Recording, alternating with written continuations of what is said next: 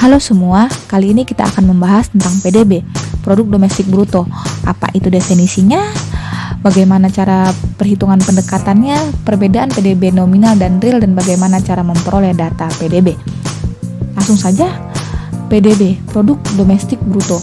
Produk merupakan hasil atau output yang dihasilkan oleh suatu kegiatan ekonomi, di mana dapat berupa barang maupun jasa. Contohnya pada kegiatan ekonomi industri manufaktur menghasilkan tekstil, dan jasanya dapat berupa servis ataupun layanan. Domestik berarti suatu wilayah atau daerah yang meliputi dataran dan lautan yang berada dalam batas-batas geografis suatu negara. Dalam hal ini adalah Indonesia, di mana semua produk barang atau jasa yang dihasilkan baik dari WNI maupun WNA yang berada di wilayah Indonesia itu dihitung dalam PDB Indonesia. Untuk bruto merupakan mempunyai arti bahwa dalam produk atau output yang dihasilkan oleh suatu negara masih mengandung komponen-komponen pajak, khususnya pajak tidak langsung dan penyusutannya. Sehingga dapat diartikan bahwa PDB menjelaskan besarnya produk atau output yang dihasilkan oleh berbagai kegiatan ekonomi di wilayah domestik suatu negara selama suatu periode waktu yang dinilai dalam satuan moneter. Untuk pendekatan perhitungan PDB ada 3, pendekatan produksi, pendekatan pendapatan, dan juga pendekatan pengeluaran. Untuk pendekatan produksi, PDB dihasilkan menggunakan 9 sektor, di mana barang atau jasa ini dihasilkan dari berbagai kegiatan ekonomi, di mana sektor-sektornya adalah sebagai berikut. Untuk pendekatan pengeluaran, menghitung PDB sebagai jumlah semua komponen permintaan akhir.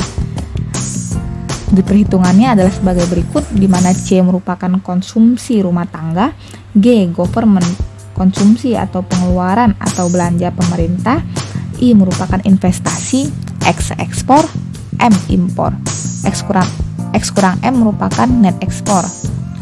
Untuk pendekatan pendapatan, penghitungan PDB sebagai jumlah balas jasa yang diterima oleh faktor-faktor produksi, tenaga kerja dan modal, dapat berupa gaji, upah maupun surplus usaha. Untuk perbedaan PDB nominal dan PDB real, PDB nominal itu dihitung berdasarkan harga berlaku, sehingga kita dapat melihat perubahan struktur ekonomi suatu negara. Nah, untuk PDB real itu kita menggunakan harga pada tahun dasar yang ditetapkan, sehingga kita dapat melihat pertumbuhan ekonominya. Karena kita menggunakan tahun dasar, jadi dikesampingkan faktor dari inflasi.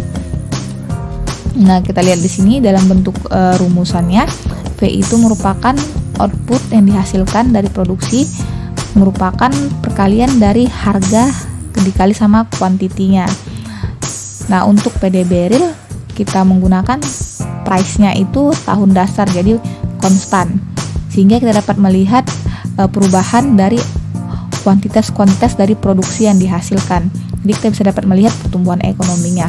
Begitu juga untuk PDB real. Untuk data BPS, PDB real Indonesia ini menggunakan tahun dasar 2010 yang terakhir. Nah, gimana cara memperoleh datanya? Oke, kita next. Untuk data PDB ini tersedia di BPS ya. Jadi kita bisa kunjungi website dari BPS, bps.go.id. Oke, ini beranda dari BPS dan Pusat Statistik. Kalian bisa mencari data yang kalian butuhkan di sini. Karena kita mencari data PDB, kita bisa klik tabel dinamis. Ya. Nah, kita pilih di subjek. Kita scroll ke bawah, di sini ada PDB. PDB ada lapangan usaha dan juga pengeluaran, seperti yang telah saya jelaskan sebelumnya. Yang untuk lapangan usaha ini PDB pendekatan dari produksi, dan ini untuk pendekatan pengeluaran. Dan untuk pendekatan pendapatan ini di BPS ini belum tersedia, dikarenakan sulitnya untuk memperoleh data pendapatan. Dikarenakan juga karena orang Indonesia masih cenderung tertutup terhadap pendapatannya. Kita ambil salah satu contoh PDB pengeluaran.